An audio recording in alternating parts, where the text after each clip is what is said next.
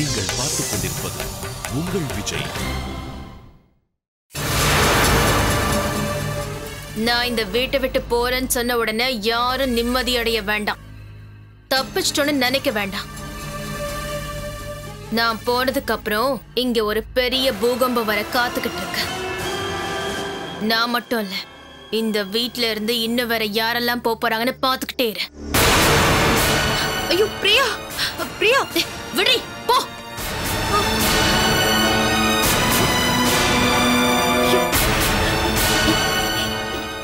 என்னம்மா பேசாம நிக்கிறீங்க? போக வேண்டாம்னு சொல்லுங்கம்மா. அண்ணே என்னண்ணே இது? நீங்க அடிச்சதுனால பிரியா போறா. அருண் அப்பா வந்து கேட்டா என்ன பதில் சொல்ல போறீங்க? ஐயோ என்னால இந்த குடும்பத்தோட நிம்மதியே போயிடுச்சு. ஷாலினி இங்க பாரு, இங்க நடந்தது எதுக்குமே நீ பொறுப்பு இல்ல, எல்லாத்துக்குமே நான் தான் காரணம். எது வந்தாலும் நான் ஃபேஸ் பண்ணிக்கிறேன். அம்மா என்னென்ன இது? இத பாரு ஷாலினி, அதான் எதுவா இருந்தாலும் அவங்க பாத்துக்கிறேன்னு சொல்றாங்கல்ல, அப்புறம் என்ன விடு. அம்மா ஷாலினி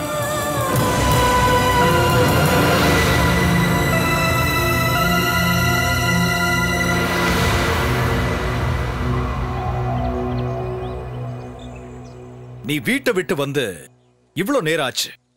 உன் முட்டாள் புருஷனை தவிர வேற யாரும் இதுவரைக்கும் போனே பண்ணல. அந்த ஷாலினியும் ஜெயந்தியும் உன்கிட்ட படாத பாடுபட்டுக்கிட்டு இருக்காங்க. இப்போ உன் டார்ச்சர்ல இருந்து தப்பிக்க ஜெயந்தி நீ யாருங்கிற உண்மையை வெளியில சொல்லிட்டா? அந்த ஜெயந்தி அப்படி ஒரு காரியம் பண்ணா நமக்கு தான் அவளை பத்தின உண்மை எல்லாம் தெரியும்ல.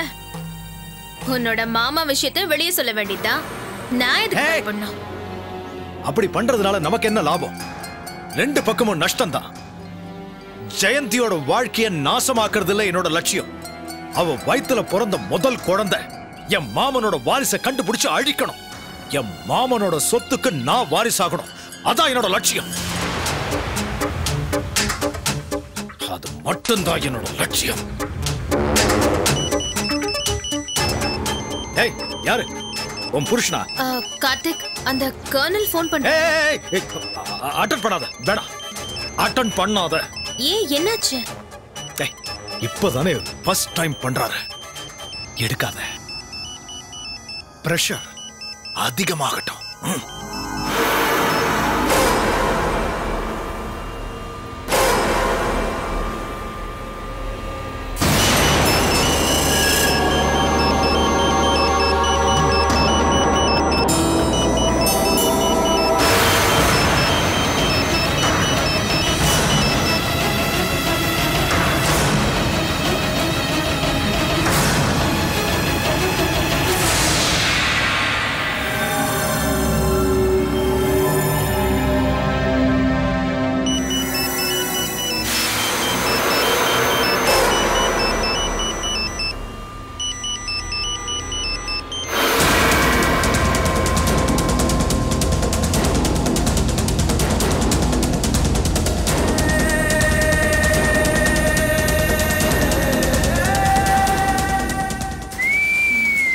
கார்த்திக், கூப்பிட வேண்டியவங்க தான் கூப்பிட்டாங்களே, அதுக்கப்புறம் நீ எதுக்கு போனை ஸ்விட்ச் ஆஃப் பண்ணி வச்சிருக்க? இப்பதானே கூப்பிட்டுருக்காரு, கூப்பிட்டோம். கூப்பிட்டு டென்ஷன் ஆகி நேர்லயே வருவாரு. வரணும், வர வைப்போம்.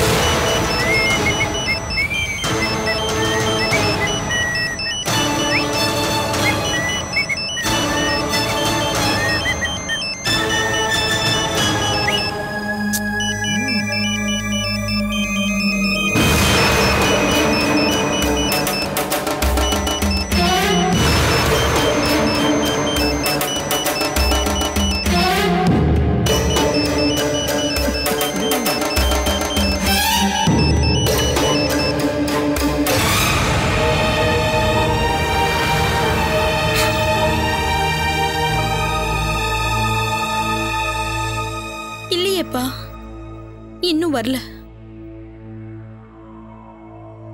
சரி, நான் பாத்துக்கிறேன். ஓகே.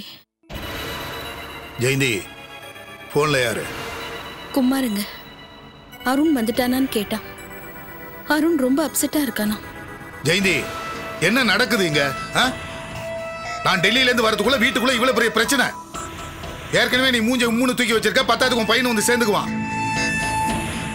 ஷாலினியால ஏற்கனவே வீட்டை விட்டு கோச்சிட்டு போனா, பிரியங்கா தான் அவனை சமாதானப்படுத்தி வீட்டுக்கு கூட்டு வந்தா, இப்ப திருப்பியும் கோச்சிட்டு போறான். வீட்டுக்குள்ள இவ்வளவு பெரிய பிரச்சனை இருந்தா மனுஷன் எப்படி வாடுறது? ஏன்னா அந்த வீட்டுக்குள்ள வரானே இருக்கு. அது ஒண்ணும் இல்லைங்க, எனக்கு என்னவோ இந்த வீட்டுல தோஷம் இருக்கிற மாதிரி தோணுது. சரி, உங்க அப்பாட்ட சொல்லி ஒரு சாமியாரை போய் பாக்குறது, இல்ல வீட்டுக்குள்ள ஒரு கணபதி ஹோமம் பண்றது, அப்படியாவது பிரச்சனை தீர்தான்னு பாப்போம். சரி அப்பா, அம்மா,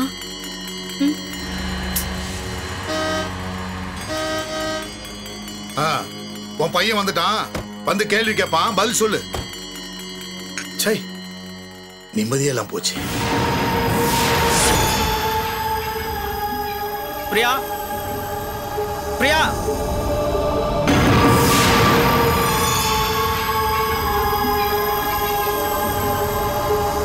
பிரியா, பிரியா,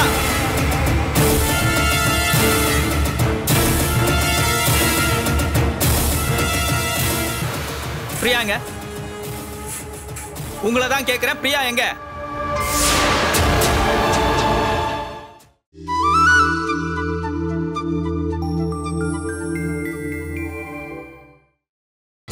நீங்கள் பார்த்துக் கொண்டிருப்பது உங்கள் விஜய். பிரியாங்க, உங்களை தான் கேட்கிறேன். பிரியா எங்க?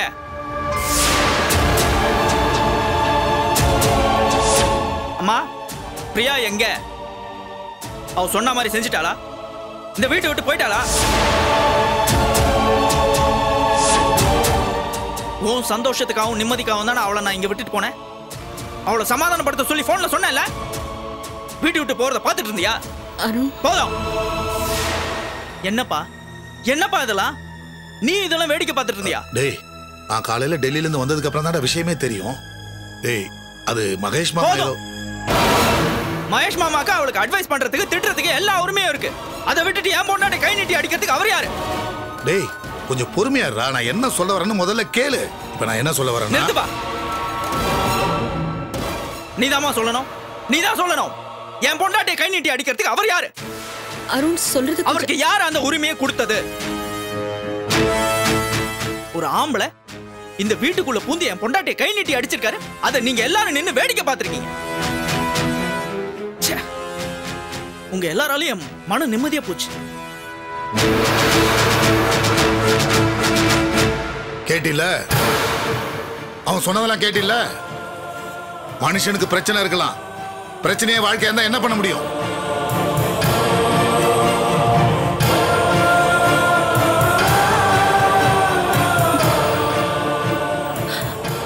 அம்மா, நீ டென்ஷன் ஆகாதம்மா. எது நடந்தாலும் நல்லதுக்கு தான் நடக்கும். உள்ள போ போ.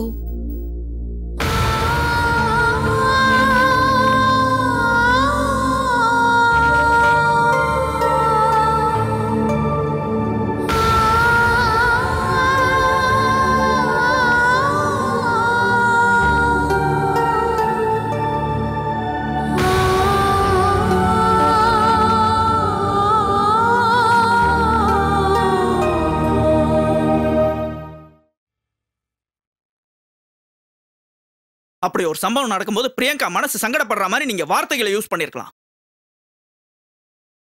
அதெல்லாம் விட்டுட்டு நீங்க கை நீட்டினது கொஞ்சம் கூட சரியில்லை. நீங்களும் அக்காவும் பாம்பும் கீரியும் மாதிரி வாழ்ந்தாலும் உங்களுக்குள்ள ஒரு பிரச்சனைன்னு வரும்போது மூணாவது ஆள் உள்ள வந்து உங்களுக்கு சப்போர்ட் பண்ணி அக்காவை கை நீட்டி அடிச்சா நீங்க அதை பார்த்து சும்மா இருப்பீங்களா? இல்ல உங்களால தான் அதை தாங்கிக்க முடியுமா? அருண், நீ சொல்றதெல்லாம் கரெக்ட் தான். ஆனா அந்த நேரத்தில் அந்த சூழ்நிலையில் பிரியங்கா ஷாலினியை ரொம்ப அடிச்சிட்டு இருந்தா. அவளை தடுக்கிறதுக்கு எனக்கு வேற வழி தெரியாம கோபம் வந்து நான் அவசரப்பட்டு அவளை கை நீட்டி அடிச்சிட்டேன். பிரியங்கா இனி திரும்ப வருவாளா மாட்டாளான்னு கூட எனக்கு தெரியல. அவளை கூட்டிட்டு வரதுக்காக எங்க அம்மா எந்த இன்ட்ரெஸ்டும் காட்டல. ஷாலினியை நான் கல்யாணம் பண்ணிக்கிறேன்னு சொன்னப்போ தாத்தா கூட சேர்ந்து நீங்களும் தானே அதை எதிர்த்தீங்க. அந்த நேரத்துல யாருமே எதிர்பார்க்காதப்போ பிரியங்கா என் வாழ்க்கையில வந்தா. எல்லாருமே ஒரு நல்ல முடிவு எடுத்து தானே பிரியங்கா அவனை கல்யாணம் பண்ணி வச்சீங்க. பிரியங்கா இப்ப என்னை விட்டுட்டு போறதுக்கு நீங்களே காரணமாயிட்டீங்களே மாமா. ஷாலினி இப்ப அனுபவிக்கிற வேதனையை விட நான் பெரிய வேதனையை அனுபவிச்சுட்டு இருக்கேன். ரொம்ப பெரிய வேதனையை அனுபவிச்சுட்டு இருக்கேன் மாமா. ரொம்ப பெரிய வேதனையை அனுபவிச்சுட்டு இருக்கேன். சரி, நான் ஒரு தப்பு பண்ணிட்டேன் மாமா. பெரிய தப்பு பண்ணிட்டேன். அம்மா கேட்டுக்கிட்டாங்களேன்னு அம்மாவோட சந்தோஷத்துக்காக பிரியங்கா அவங்க விட்டுட்டு போன பாத்தீங்களா? அதுதான் நான் பண்ண பெரிய தப்பு. அதுக்கு நான் இவ்வளவு பெரிய விலை கொடுப்பேன் நான் கொஞ்சம் கூட எதிர்பார்க்கவே இல்லை.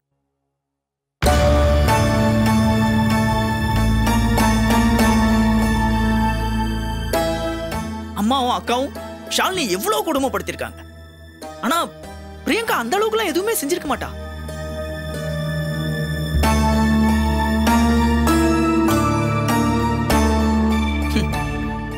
உங்களை இந்த மாதிரி குற்றவாளி மாதிரி நிக்க வச்சு கேள்வி கேட்கிற நிலைமை எனக்கு உண்டாக்கிட்டீங்களே மாமா.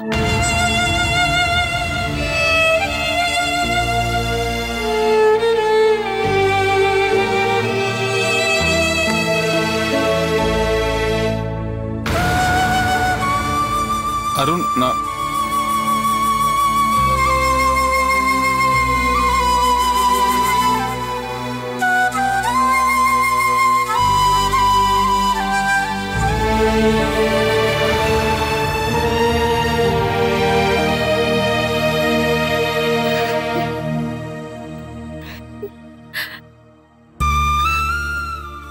என்னம்மா இது?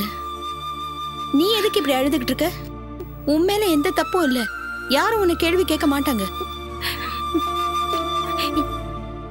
இல்லம்மா, அமலா அண்ணியும் பிரியங்காவும் வீட்டை விட்டு போனதுக்கு காரணம் நான் தான்.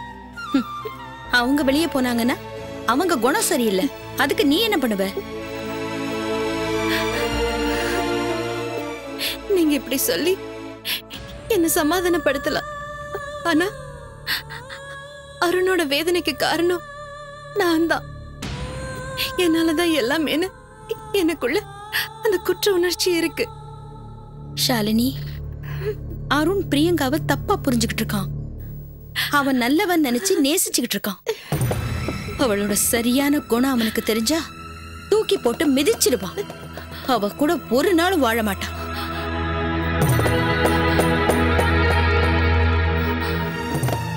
அம்மா, ஆமாம்மா, பிரியா சரியான நாகப்பாம்பு, விஷப்பாம்பு.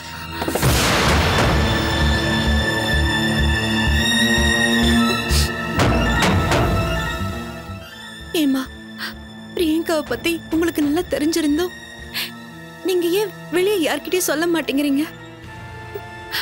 பிரியங்கா விஷயத்த நீங்க அருண் கிட்டயும் அப்பா கிட்டயும் சொல்லலாமே. சொல்ல முடியலையம்மா. சொல்ல முடியாம பண்ணிட்டாளே. என்ன மடக்கி ஊமையாக்கிட்டா.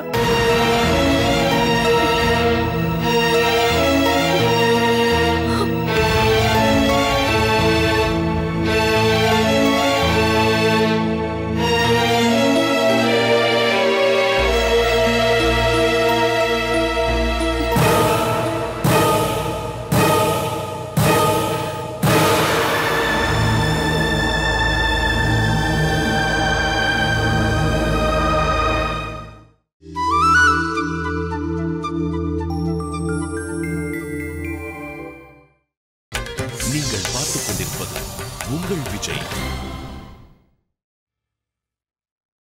இதுக்கு மேலே ஷாலினி பத்தின உண்மையை மறைச்சு எந்த பிரச்சனையும் இல்லை சார். பிரியங்காவுக்கு ஷாலினியை பத்தின எல்லா உண்மையும் தெரிஞ்சே ஆகணும். அருணோட அம்மா தான் ஷாலினியோட அம்மா. அருணும் ஷாலினியும் கூட பிறந்தவங்கிறது அவளுக்கு தெரியணும். என்ன மகேஷ், இதை நான் கொஞ்சம் கூட உங்ககிட்ட இருந்து எதிர்பார்க்கல. நான் கூட தான் சார் எதிர்பார்க்கல. வழக்கமா என்கிட்ட மாமா மாமான்னு ரொம்ப மரியாதை பேசுற அருண் இப்ப என்னைய குற்றவாளி மாதிரி பாக்குறான். என் தங்கச்சி ஷாலினி நான் செஞ்ச தப்புன்னு என்கிட்டயே சொல்றாளே. சார், மகேஷ் சொல்றது கரெக்ட் தான் சார். பிரியங்காக்கு அருண் ஷாலினியோட கூட பிறந்த சகோதரன்ற விஷயம் தெரியாது. ஒருவேளை தெரிஞ்சா கூட அதுல ஒன்னும் பிரச்சனை இருக்கிறதா எனக்கு தெரியலையே. சொன்னா புரிஞ்சுக்கோங்க சார். உண்மையிலேயே பிரியங்காவுக்கு ஷாலினி பத்தின விஷயம் தெரிஞ்சா எந்த பிரச்சனையும் வராது. இன்னும் சொல்ல போனா ஒரு பிரச்சனை தீரும். பிரியங்கா மறுபடியும் வீட்டுக்கு வருவா. அருணுக்கும் பிரியங்காவுக்கும் மத்தியில் இருக்கிற பிரச்சனை ஒரே ஒரு முடிவுக்கு வந்துடும். மகேஷ், ரொம்ப நாளா என் மனசுல பூட்டி வச்சிருந்த ரகசியத்தை ஒரு இக்கட்டான சூழ்நிலை நான் உங்ககிட்ட சொன்னேன். சார், இப்ப கூட ஒரு இக்கட்டான சூழ்நிலை தான் சார் இருக்கு. நீங்க ஏன் அதை புரிஞ்சுக்க மாட்டேங்கிறீங்க?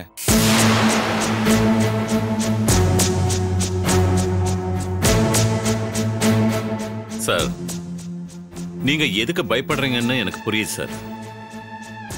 அமலா மகேஷ் விஷயத்துல ஷாலினி பத்தின விஷயம் அமலா கிட்ட மறைச்சதுக்கு காரணம் அமலாக்கு அம்மா மேல வெறுப்பு வந்துடக்கூடாதுங்கிறதுக்காக தான். ஆனா பிரியங்கா விஷயத்துல அப்படி இல்லையே. என்னதானா பேசுற? பிரியங்கா குணம் சரியில்லைன்னு நீதானப்பா சொன்ன. சொன்னேன் சார், இல்லைன்னு சொல்லல. ஷாலினி பத்தின உண்மையை பிரியங்கா கிட்ட சொல்ல வேண்டாம். ஆனா பிரியங்காவை வீட்டுக்கு கூட்டிட்டு வரத்துக்கு வேற ஏதாவது வழி இருந்தா நீங்களே சொல்லுங்களேன். சார், யோசிக்காதீங்க சார். இந்த பிரச்சனை எல்லாம் தீரணும்னா உண்மையை சொல்றது தவிர வேற வழி இல்ல. இந்த பார் மகேஷ், பிரியங்கா இந்த ரகசியத்தை காப்பாத்துவான்ற நம்பிக்கை எனக்கு இல்ல. இப்படி எல்லாம் நீங்க சந்தேகப்பட்டு இருந்தீங்கன்னா அப்புறம் எல்லா பிரச்சனையும் கைமீறி போயிடும் சார். தேவையில்லாம பிரச்சனை மேல பிரச்சனை தான் வரும்.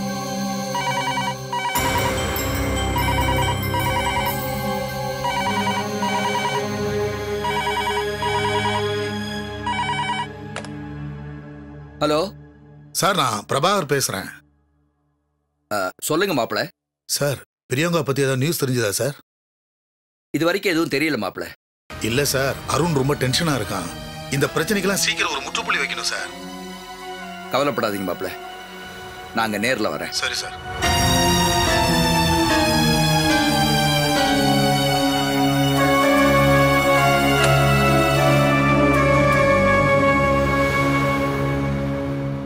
என்ன சார் ஆச்சு? அருண் ஏதோ வீட்டுல பிரச்சனை பண்ணிட்டு இருக்கானாப்பா. தெரியும், எனக்கு முன்னாடியே தெரியும் அவன் இந்த மாதிரி எல்லாம் பண்ணுவான்னு. அன்னைக்கு ஷாலினியை கல்யாணம் பண்ணிக்க வேண்டாம்னு சொல்லும் போது அவன் வீட்டுல இருந்து வெளியில போனவன் தானே. அதெல்லாம் எப்படி சார் மறந்துட்டீங்க? அதெல்லாம் சரிப்பா. இப்ப இதுக்கு என்ன வழி? அதான் சார் ஆரம்பத்துல இருந்து சொல்லிட்டு இருக்கிறோம். பிரியங்காக்கு ஷாலினி பத்தின எல்லா உண்மையும் தெரியணும். அருணும் ஷாலினியும் கூட பிறந்தவங்க தாங்கிறத அவ புரிஞ்சுக்கணும். அப்பதான் அவ மறுபடியும் வீட்டுக்கு வருவா. அருணோட இந்த கோபமும் அடங்கும். இல்லப்பா, இத போய் நம்ம இப்போ இவ்வளவு நாள் கட்டி காப்பாத்திருந்த ரகசியத்தை பிரியங்கா கிட்ட சொல்லி அவ போய் ஜெயந்தி கிட்ட சொல்லிட்டான்னா வேண்டாம்ப்பா, வேண்டாம், கூடாது. சார், இதுக்கு மேல நாங்க உங்களை கம்பல் பண்ண மாட்டோம். நீங்க நல்லா யோசனை பண்ணி நீங்களே ஒரு முடிவு எடுங்க. மகேஷ், நான் அவசரமா மினிஸ்டரை பார்க்கணும். நான் கிளம்புறேன். பாத்துக்க, வரேன் சார்.